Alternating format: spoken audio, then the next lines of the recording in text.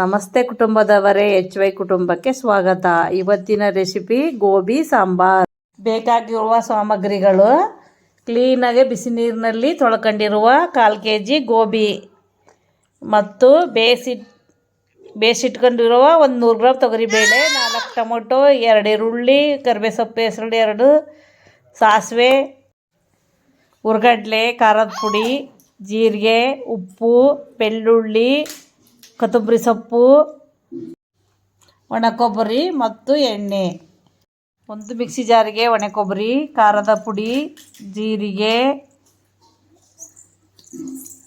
ಕೊತ್ತಂಬರಿ ಸೊಪ್ಪು, ಉಪ್ಪು, ಬೆಳ್ಳುಳ್ಳಿ,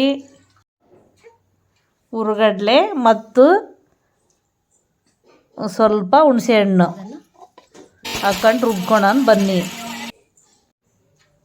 ಒಂದು ಪ್ಯಾನಿಗೆ 2 ಚಮಚದಷ್ಟು ಎಣ್ಣೆ ಹಾಕೋಣ.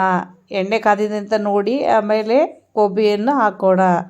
ಕ್ಲೀನಾಗಿ ಚೆಂದಾಗೆ ಫ್ರೈ ಮಾಡ್ಕೊಳ್ಬೇಕು. ಫ್ರೈ ಮಾಡಿದರೆ ಭಾಳ ಚೆನ್ನಾಗಿ ರುಚಿನೂ ಬರುತ್ತೆ.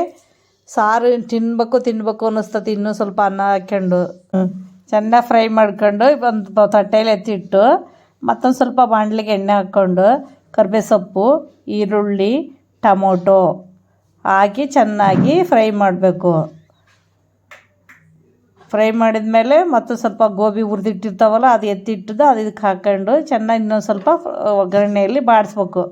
ಅದ್ರ ಮೇಲೆ ತೊಗರಿಬೇಳೆ ಬೇಯಿಸಿ ಇಟ್ಕೊಂಡಿದ್ದೇವಲ್ಲ ಅದಕ್ಕೆ ಹಾಕಿ ಕ್ಲೀನಾಗೆ ಕೈ ಆಡಬೇಕು. ನಂತರ ರುಚಿಗೆ ತಕ್ಕಷ್ಟು ಉಪ್ಪು ಹಾಕ್ಕೊಳ್ಳೋಣ. ಉಪ್ಪು ಹಾಕಿ ಚೆಂದಾಗಿ ಕೈ ಆಡೋಣ. ಚಮಚದಲ್ಲಿ ಬೇಯಲಿಕ್ಕೆ ತಟ್ಟೆ ಮುಚ್ಚಬೇಕು ಸ್ವಲ್ಪ ಹೊತ್ತು. ಒಂದು ಕುದ್ಮೇಲೆ ಸಾರಿಂಕಾರ ರುಬ್ಬಿಟ್ಕೊಂಡಿದ್ದೀವಲ್ಲ ಅದಕ್ಕೆ ಹಾಕ್ಕೊಳ್ಳೋಣ. ಅದಾದಮೇಲೆ ಸ್ವಲ್ಪ ಬೆಲ್ಲ ಮಾಡ್ಕೊಂಡಿರ್ತೀವಿ, ಪುಡಿ ಬೆಲ್ಲನ ಅದಕ್ಕೆ ಹಾಕ್ಬೇಕು. ಟೇಸ್ಟ್ ಚೆನ್ನಾಗಿ ಕೊಡ್ತತಿ. ಆರೋಗ್ಯಕ್ಕೂ ಒಳ್ಳೆಯದು. ನಾವು ದಿನ ಬೆಲ್ಲ ತಿಂತಾ ಇರಬೇಕು. ಮನುಷ್ಯನ ದೇಹಕ್ಕೂ ಒಳ್ಳೆಯದು. ಹೀಗೆ ಕುದಿಸ್ಕೋಬೇಕು. ಚೆಂದ ಕೈ ಆಡಬೇಕು.